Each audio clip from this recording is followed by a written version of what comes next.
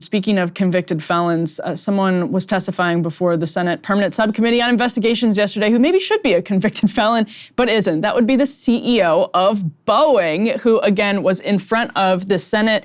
They have these select permanent subcommittees. This is one of them. This is the one on investigation. He was testifying there yesterday and faced some tough questions. Before we get to that, though, we want to start with this video.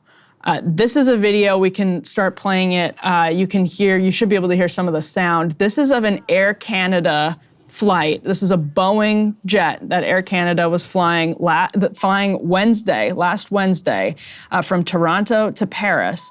You can see the plane. It is visibly on fire. People just exclaiming in the background, like, what the hell is going on, basically. That was chalked up to a, quote, an engine issue by I think that was actually by Air Canada, said a, quote, engine issue. Probably a lot of people are going to look at that and say, what do you mean engine issue? Tell me more about this so-called engine issue. And I'd love to know why Boeing seems to be having so many issues with the engines or other parts of the plane. Krystal, that video is insane.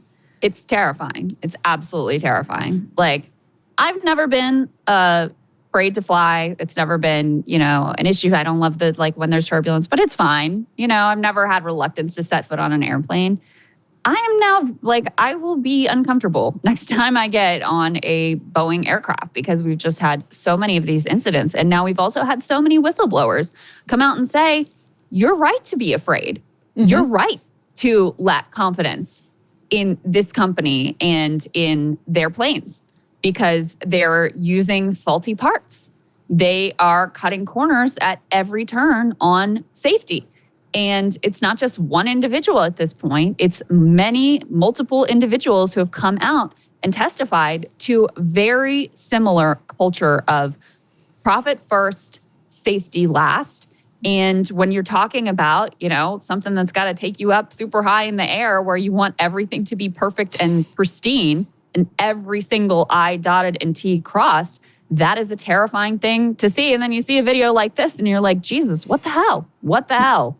Yeah, I mean, just it's easy to say bad timing for Boeing, but it's not bad timing. In a sense, it's perfect timing. As all of this stuff is happening, it's being verified, with things that people can see. So actually the CEO, again, David Calhoun, he was before the Senate yesterday, got some questions about those whistleblowers that you just mentioned, Krystal. Let's roll this next clip. Mr. Calhoun, what is it that you get paid currently? Senator, that's well disclosed in our proxy documents in each of the years that I've been employed. Yeah, but what is it? It's a big number, sir.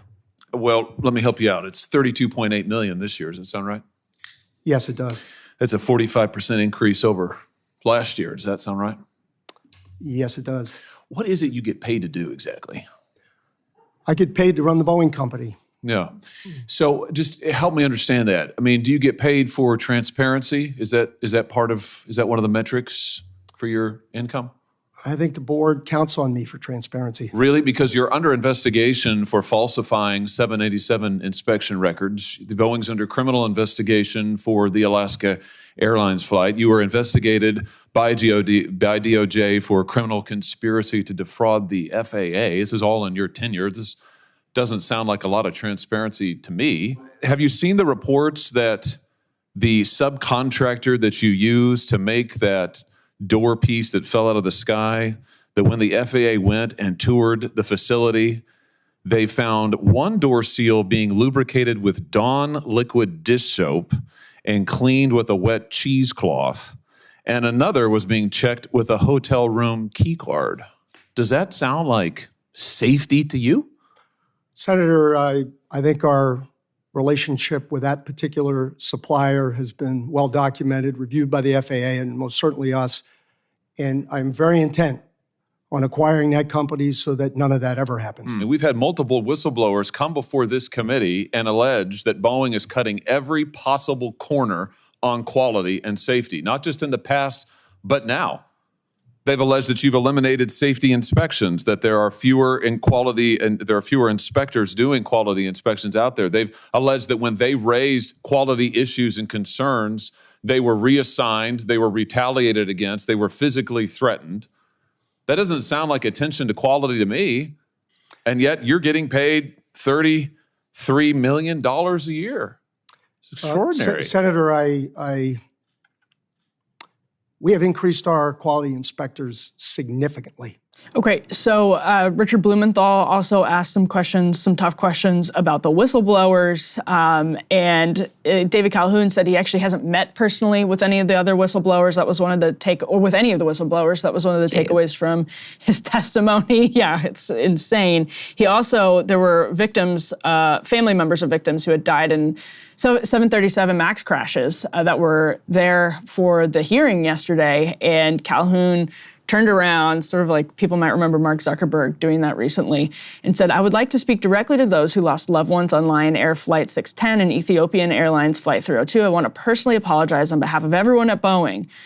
I can't even read these words. "We are deeply sorry for your losses. Nothing is more important than the safety of the people who step on board our planes. Every day we seek to honor the memory of those lost through a steadfast commitment to safety and quality." Steadfast commitment to safety and quality, though, is, Krystal, basically exactly what he's getting questions about, because it's very clearly at this point not quite as steadfast as it should be for a country that is a company that is a defense contractor and gets I can't even, if you had to calculate the amount of subsidies that Boeing has gotten over the years from state governments, from the federal government, I don't know if you could even tally it all up.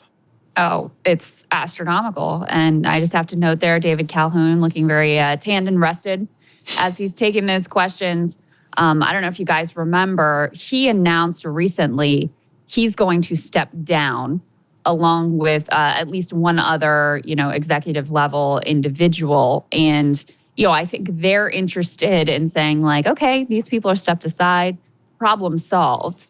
But what we know, and people like Matt Stoller have done a great job of documenting, that this is a company-wide systemic cultural issue.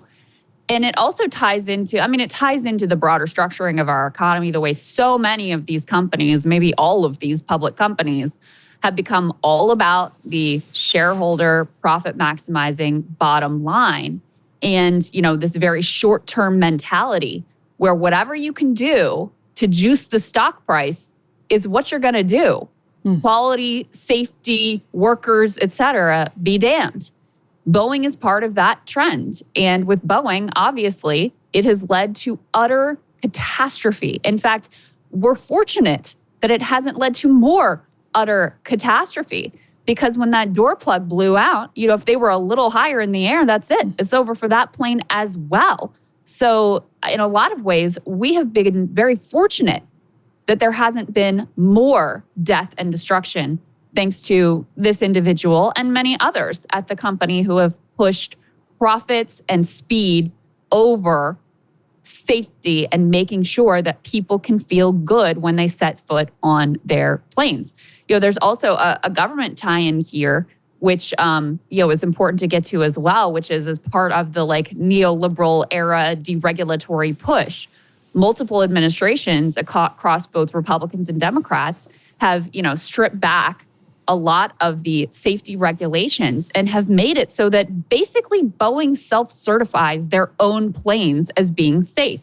This is insane to anyone who has a brain, but this has been the operating thinking under neoliberalism of basically they're the experts and we're just the government. We couldn't possibly do as good a job of understanding this as they do, so we're just going to kind of outsource this to private industry, again, with totally predictable results.